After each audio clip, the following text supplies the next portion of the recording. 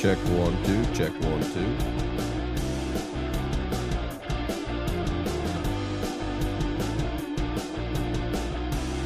Check.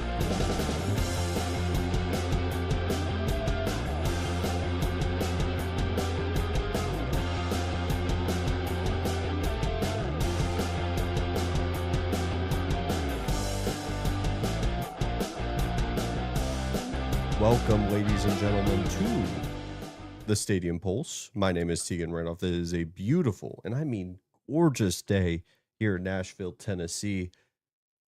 It's been a while. It has been a while, to say the least. It has been about a week since the last show, and that is because happy holidays, Merry Christmas, Happy New Year, happy whatever holiday you celebrate.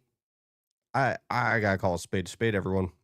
I was not in Nashville, Tennessee. I was in good old North Texas, and that is the reason why we did not have a show for a week, is frankly didn't have all the equipment, didn't have this incredible microphone, didn't have the stuff all powered by Kretschmann Media, who do fantastic work around here if you like college football, but you also like NFL, NBA, wrestling, hell, even boxing. There's channels, there's pages here that can give you that type of content. Before we dive in, let me give you a little run through of what we're going to talk about today, because there's no better way than to kick off a show than to just dive on in. We don't need to do a bunch of excuses on why the show hasn't been going on for a week, why this, that, and the third. Anyway, we're going to kick off 2026, right? It's the last day of the year. And of course, we got to talk about the college football playoff. We have the first game tonight. We have the 3 following tomorrow into the new year, New Year's Day. Hope everyone, if you are partaking in a certain beverage that may, what's the best way to say this? Make it difficult to function on other things. Please call Ubers. Please call Lyfts. Do not drive. Be responsible and enjoy and kick off your new year in the best way possible. But like I said, we're going to talk about Oregon, Texas Tech. That's in the thumbnail. That is going to be 11 o'clock tomorrow. We're going to also talk about Ohio State, Miami. That'll be 6:30 tonight. Then we'll talk about Alabama and Indiana. And we'll talk about Ole Miss and Georgia. But not just that, we also have to talk about Michigan hiring Kyle Whittingham, and we also have to talk about Cam Coleman entering the portal. That's a lot to talk about. So like I said, there's no better way than for us to dive on in. Get a quick sip of water. If you are watching this back, by the way, there's a red button that says subscribe. All it does is give you more college football content. Absolutely free. Just throwing it out there. I'll mention it a couple more times. This is the make or break moment for Texas Tech. How legit Texas Tech truly is will be found out in their matchup against Oregon. This is an incredible matchup. This is my favorite matchup of the entire college football playoff, at least up to this point, because you have two programs who have been built on, and the foundation has been rooted in NIL and funding through NIL, and have been at the forefront of being aggressive with money in college football, which has always been the case. We don't have to dive into that rabbit hole, but they are at the forefront. You think of Oregon, you think of Nike money, Phil Knight, and how they've been able to get all these different recruits. When you think of Texas Tech, you think of Cody Campbell and what they were able to accomplish this past offseason, where they virtually bought a top 5 defense. So let's call a spade a spade. But the questions really start when we look at the matchup. How is Texas Tech in this brand new Maserati or this brand new Lamborghini roster that has been able to go through the Big 12 and clearly have a substantial gap in terms of talent? Let's not get it twisted. Texas Tech, to the rest of the Big 12, is at a different stratosphere in terms of talent rosters. Now, talent don't win you games. Playing good football wins you games. Executing wins you good football games. But talent will help it and make it a lot easier. It'll grease the wheels, per se. And Texas Tech has been able to go into the Big 12, obviously losing the one game to Arizona State, in which they didn't have their starting quarterback, which we'll talk about, Baron Morton. But you also throw in the fact that all of their wins which was the rest of their schedule, including the Big 12, was all by 20 plus points. They had not lost a game or had potentially lost a game and won out by like 5 or 3 or even like 10. It's all been 20 plus point victories and then the one loss to Arizona State. So my question, to go back to the point, is what is that talent roster with Texas Tech, who has been substantially above everyone else, going to look like when they finally meet someone at eye level?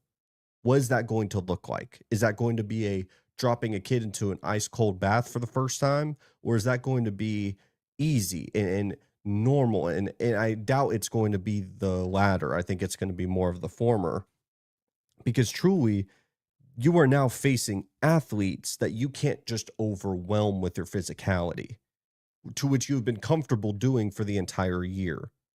The closest thing I think Texas Tech has had in terms of talent rosters, you could probably, by most power metrics, has been Utah when they went on the road to face off against Utah. They went against 2 first-round talents at the tackles positions, which is strength on strength, the offensive line for Utah versus the front 7 with Texas Tech.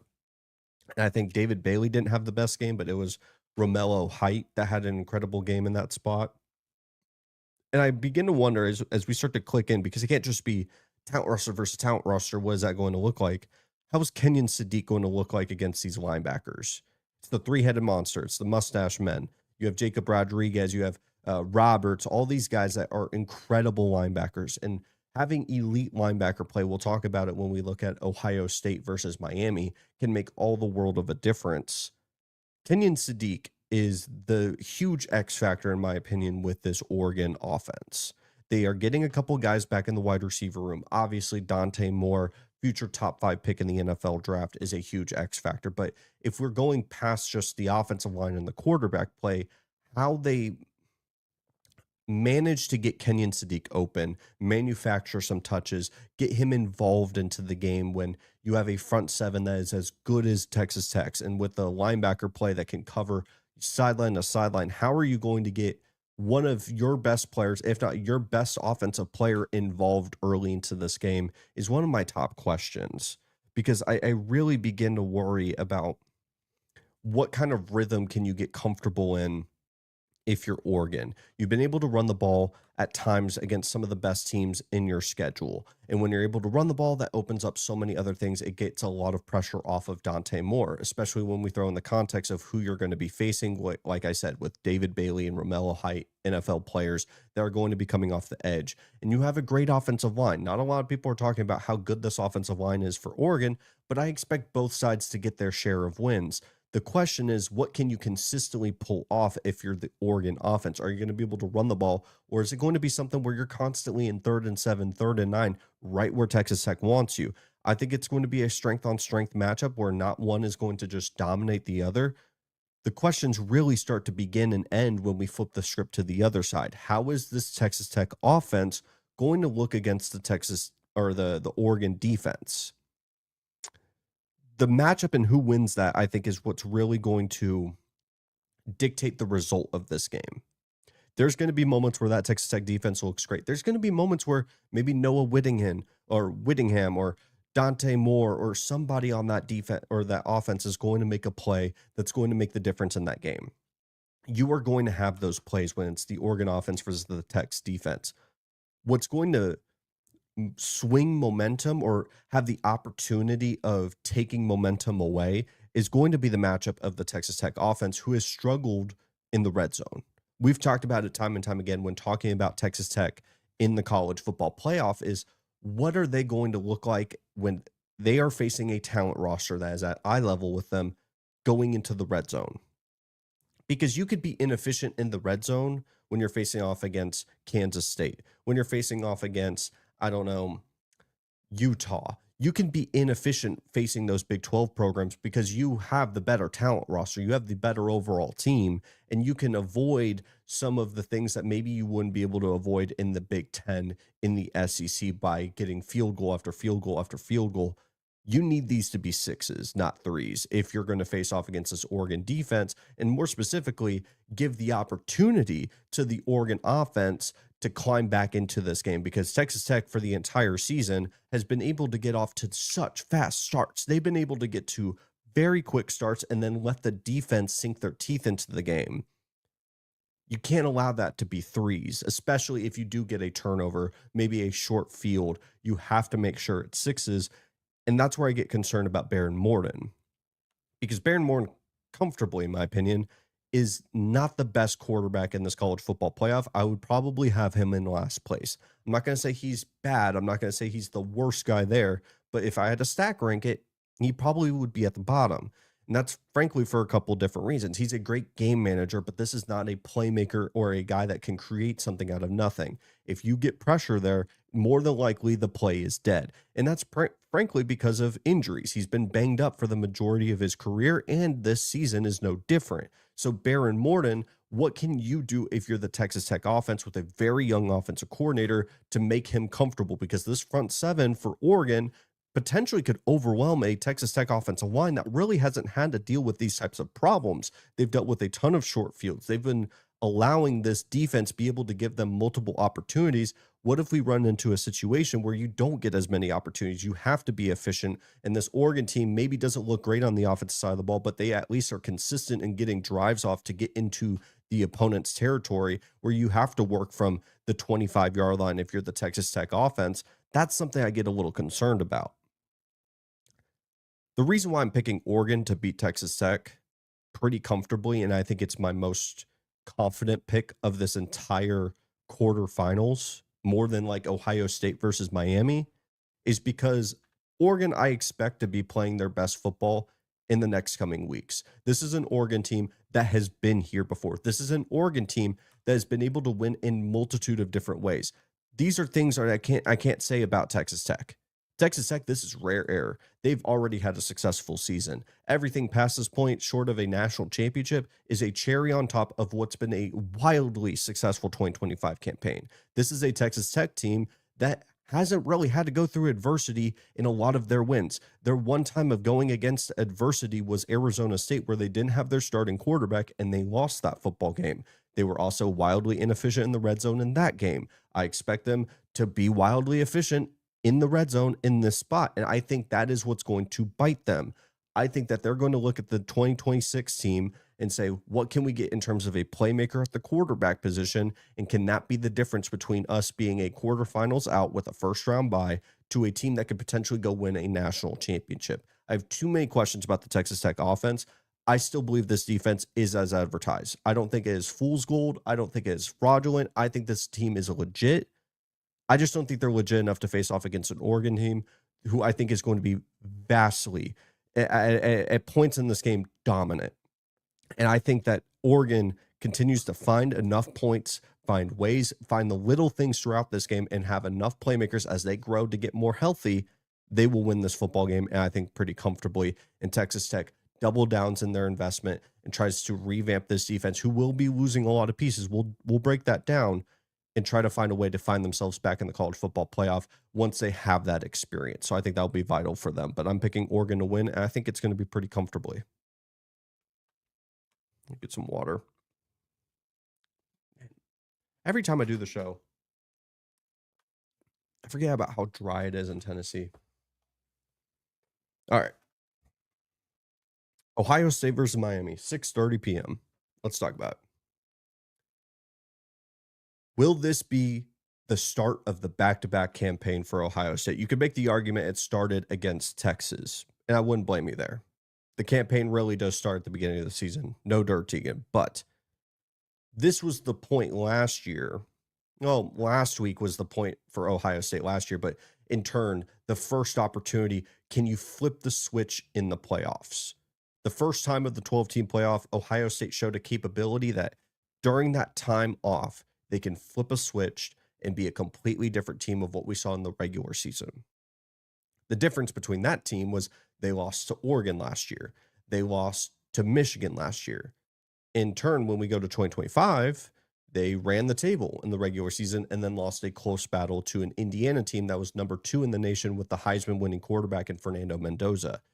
A much different circumstance than what we were talking about last year when we were looking at Ohio State hosting a game against Tennessee. I know a lot of people are having these parallels between the 2024 team and the 2025 team. The number one question is, can you flip that switch? Now, I would say this Miami team is better than what we saw with Tennessee last year, especially you throw in the fact that they don't have to go on the road in the cold. This is a dome game, Cotton Bowl, 6:30, Texas. There's nothing better than what you could be looking for if you're Carson Beck. That you don't have to go into Columbus in the shoe during the cold and try to find a way to win versus what Nico Iamaleava had to do last year. My number one question, what I wrote down, how much pressure can you take off of Carson Beck? Now, am I expecting them to find a way to win the way that they did against Texas A&M with Carson Beck virtually not throwing the football? No, because of a multitude of different reasons. Number one, the wind was such a big factor in College Station. I don't think a lot of people want to acknowledge that. They'll look at the special teams and just think college kickers do what they do. They'll miss, and that's it. Apparently, you had even the goalpost moving. That's how windy it was. And Shannon Dawson, doing the smart thing, realized we are going to lean onto Mark Fletcher because we kind of have to, because we can't really afford to make the big mistake in a close, grinded out battle like we saw with Texas A&M and Miami. I expect to get a much better performance from Carson Beck, although you're facing off against a much better defense with Ohio State. But the question still stands. How much pressure can you take off of Carson Beck?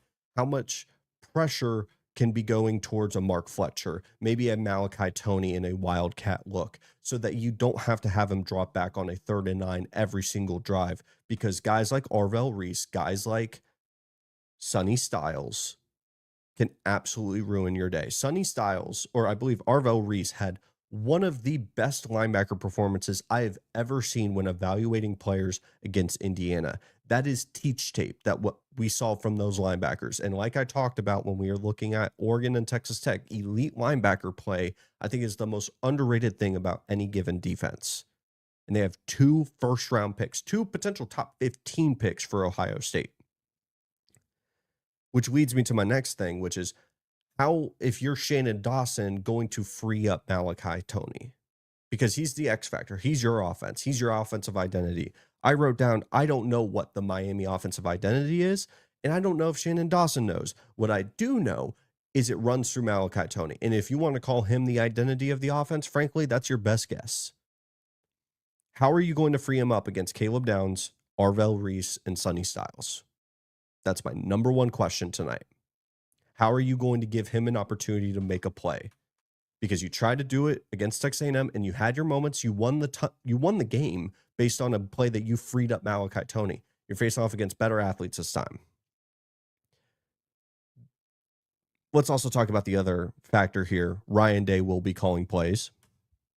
Not Carson Beck. Brian Hartline, new USF head coach, didn't have the best performance. Many people criticize how he performed against Indiana.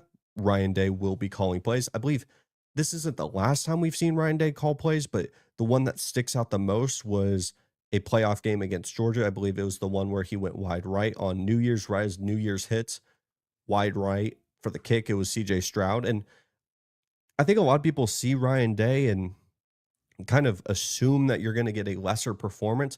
Frankly, I think you're going to get a very aggressive team. I think Ryan Day fully understands he's got Jeremiah Smith, he's got Carnell Tate, he's got Bo Jackson, and he's got a robot at quarterback in Julian Sayin. The X factor that negates all of this, regardless of who's calling plays, regardless of the weapons on the outside, is what is that performance for the offensive line going to look like if you're Ohio State against Mesidor and Ruben Bain? Everyone has been talking about it, and for good reason. That is the X factor of this game. More than Carson Beck, more than Jeremiah Smith, more than all the stars, because the talent rosters are at eye level. We can even talk about the coaching difference. Ryan Day is easily a better coach than Mario Cristobal. None of that matters if we get an offensive line performance from Ohio State like we saw against Indiana. 5 sacks given up. Julian Sayin did not have time. Maybe you can blame play calling. I'm not in that camp of, blaming plays, and that's the reason. Sometimes you just get your ass kicked. And the Ohio State offensive line got their ass kicked. But then we also have the performance of them against Michigan where the offensive line took over the game. Now, to be fair, this Michigan front seven isn't on the same caliber of Mesidor and Bain and, all the different pieces at that front seven that Miami can provide. So that is very much important to note. You throw in the fact that the 2 times that we've seen this Ohio State offense run into a top 20 defense, Texas and Indiana respectively, they weren't able to put up 20 points. I think it comes down to 2 questions because I've gone back and forth. I've cashed out my bet and put in a different bet because I've gone back and forth. The 2 questions I think of is, what head coach do I trust in this spot? To answer that, it's Ryan Day. Pretty easily. That's not trying to be a trick question. What quarterback do I trust to get me to the opponent's 35 or even 45? And it's Julian Sain. Now, do I think Carson Beck is going to have a better game than what we saw with Miami? I don't think them basically treating him like Riley Leonard and keeping him out of the game and so that he doesn't make a mistake. I don't think that's what's going to happen in this spot with Shannon Dawson. I think that they were doing what they had to based on the circumstances that were happening against Texas A&M. But I still trust Julian Sain more to not make the mistake, to not get the team into a bad spot. If I get placed onto the 25-yard line and I need to get to the 35, which quarterback do I trust? It's Julian Sain and these weapons. It's Ryan Day finding a way to get them there. So I'm picking Ohio State to win, 30-23 Miami in a close game. What I put in with my hard U.S. earned currency was Miami plus 13.5 and Ohio State money line.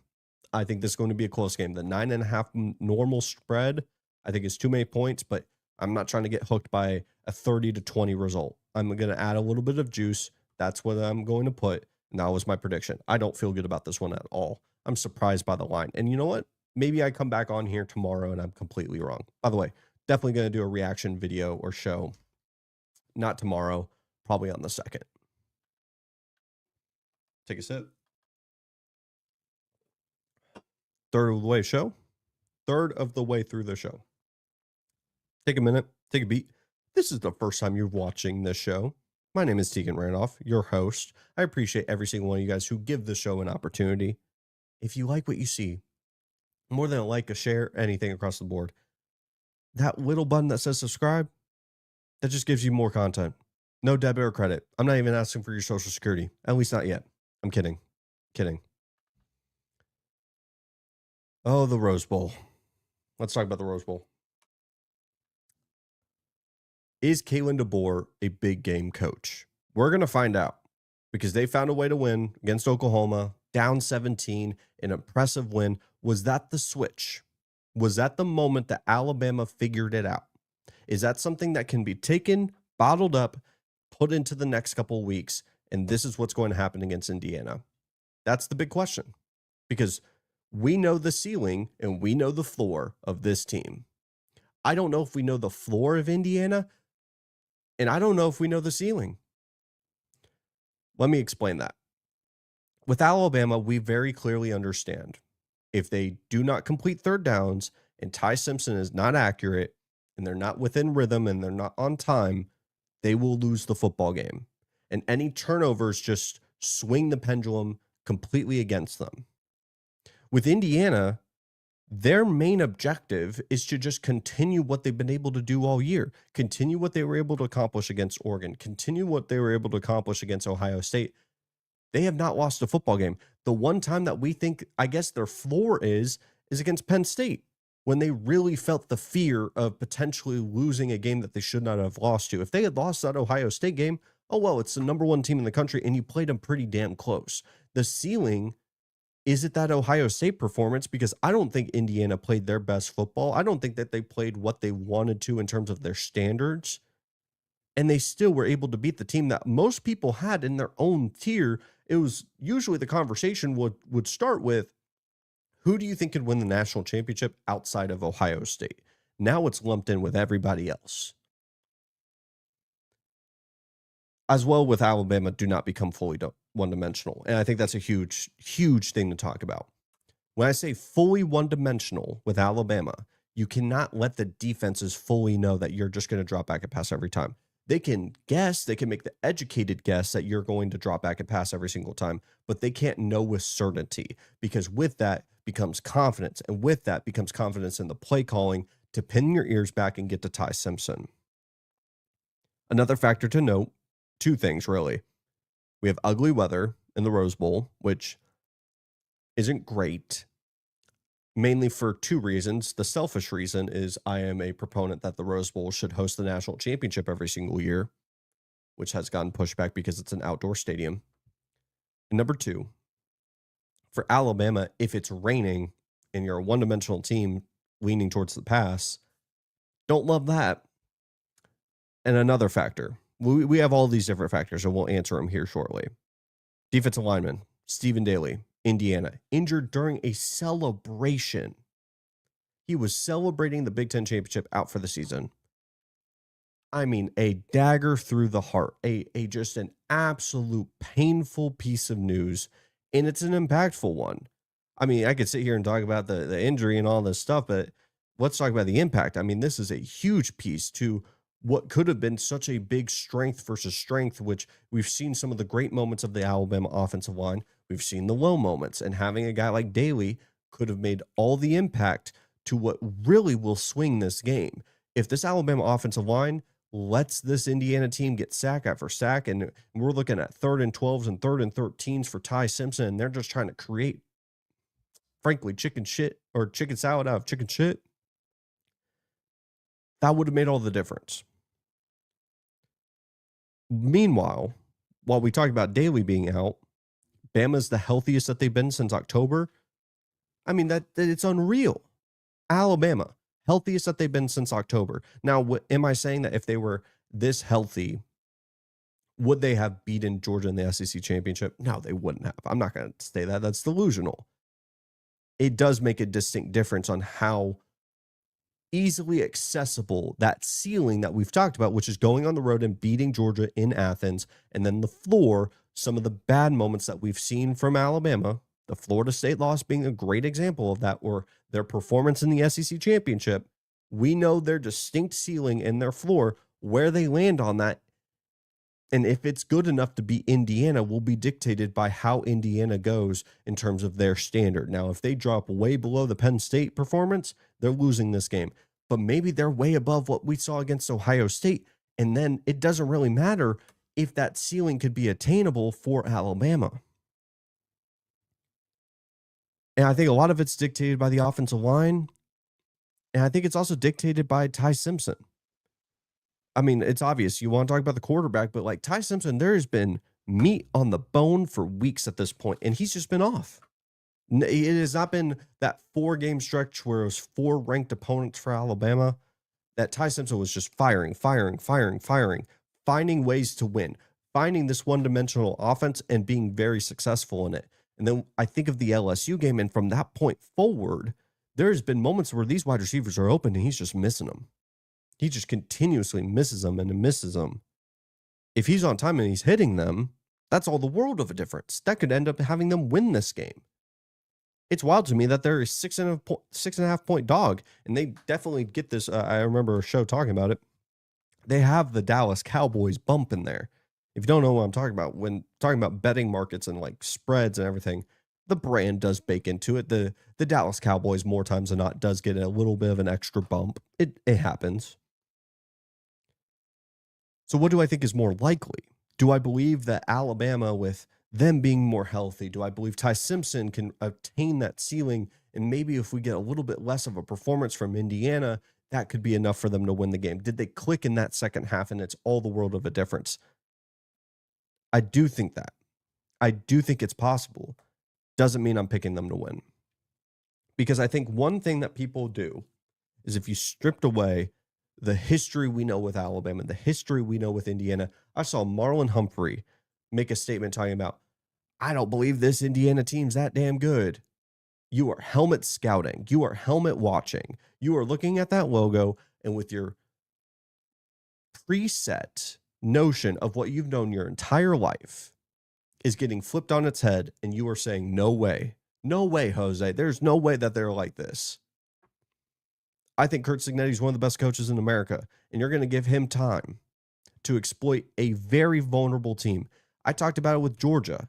I said, Georgia and Kirby Smart, you are going to give them opportunities with all the weaknesses that are in the field of the college football playoff, and you're going to give them an opportunity to exploit that.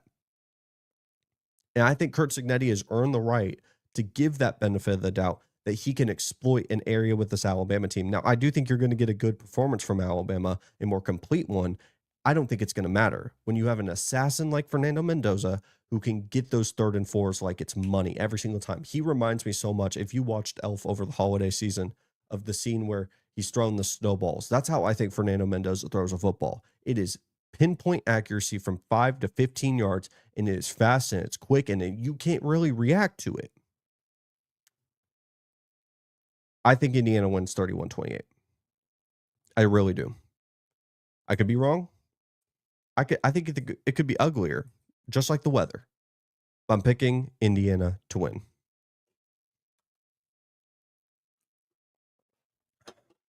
Let's talk about the rematch. No Lane Kiffin, no problem. Will we see a change of this Ole Miss team against the Georgia Bulldogs in a rematch, SEC versus SEC? No, we won't. I think Georgia's going to dominate in this matchup. I'm not going to spend too much time on this one, honestly, for a multitude of reasons. We have what happened in the first matchup. We know what happened. It was an offensive shootout between two programs who went 9 for 9 on the red zone, 0 total turnovers, 1 sack combined between the two. It was an offensive explosion. And this was at the point of the year where Georgia's defense was vulnerable. We saw what happened against Tennessee. We saw what happened against Ole Miss. And we just truly believed and said, this is just what this Georgia defense looks like. They're not the Georgia of the past. And the way that I frame this prediction is as simple as it could be. Who do you trust to be able to replicate the pieces in that first matchup in this one? If I were to ask you, do you believe that Kirby Smart, who got burned the first time by Trinidad Chambliss in this entire offense, it wasn't Kawan Lacey because they had only 88 total rushing yards.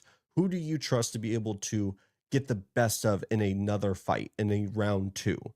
I'm trusting Kirby Smart to get the defense who has been playing better football to get back against an Ole Miss offense that did get the best of them. They didn't win the football game, but I guarantee you Kirby Smart wouldn't say that was a successful day as a defensive coordinator or a defensive mind. And then we flip it to the other side. If you're Coach Bobo, the offense coordinator for Georgia, do you feel pretty confident that you can get a good performance against Pete Golding, who is now the head coach, and get another good performance with your pieces against a defense that is easily the worst out of the rest of the college football playoff field? Feel pretty confident about that. Like we talked about with Kurt Cignetti and this Alabama team, I feel more confident in these elite coaches that can exploit the weaknesses that we've seen all year in the college football playoff. Every single contender has a weakness. Every single contender has an area that can be exploited, and I'm trusting the best of the best to be able to do that. I'm picking Georgia 31, Ole Miss 20. Now, I could be completely wrong. Obviously, I could be completely wrong in any prediction. The one thing that makes me anxious, the one thing that has concern, is Trinidad Chambliss. He is a type of talent. His mobility, his ability to make something out of nothing could absolutely ruin this prediction. It could just destroy this prediction. He is one of the best quarterbacks that are left. He's one of the more dynamic quarterbacks that are left.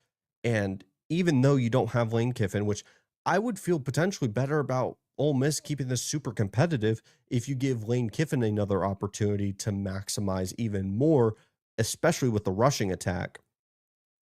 But without Lane, even though you still have the Charlie Weiss and the offensive coordinator, I don't think he already has 1 foot off, like 1 foot out the door. He's already going to be at LSU. The announcement's already been made that you are still going to have a problem if you're Ole Miss, who had a great performance against Tulane. But even then, Tulane had a lot of meat left on the bone that they were left into the gray area of a football game that I don't even think that was the best performance from Ole Miss. And now you're going to face Georgia, who's going to have another week to be healthy, another week to prep, who knew it was going to be you.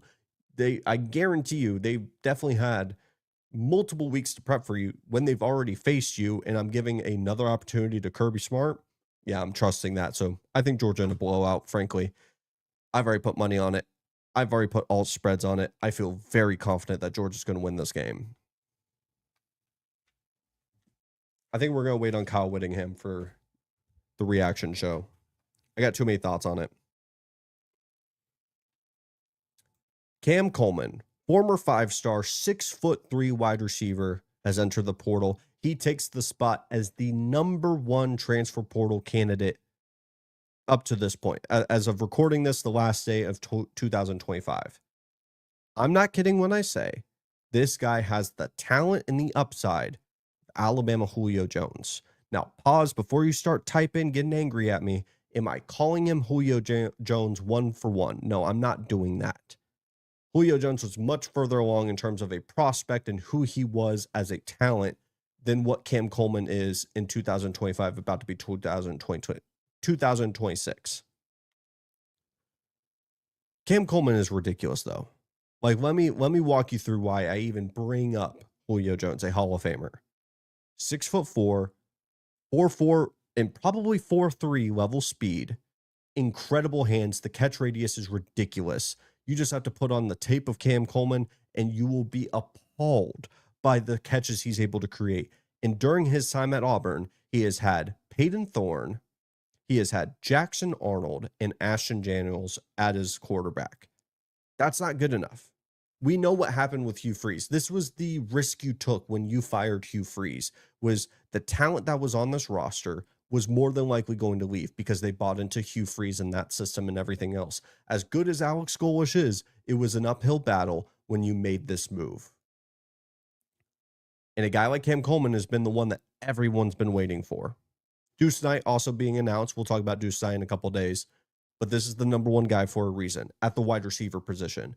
This is a guy that I fully believe if you place him into any given offense, whether that be Texas, Ohio State, Texas A&M, he instantly makes every other player around this offense a little bit better because of the gravity that you have to be focused on with a player at his size and his speed. I don't say it lightly. Like, he is someone that if A&M goes and gets him, they are becoming a team that is very serious for a national championship. If Texas goes and get him, it will already confirm how I feel about Texas going into this offseason, where they are going to be aggressive. They understand they cannot afford to miss college football playoff opportunities. They're going to go play Michigan here in about 30 minutes of me recording this. They are going to take this offseason very serious. They can't let go see Texas Tech and Texas A&M and Oklahoma all have better seasons than them, even though that you watch Texas go play in the Cheez-It Bowl.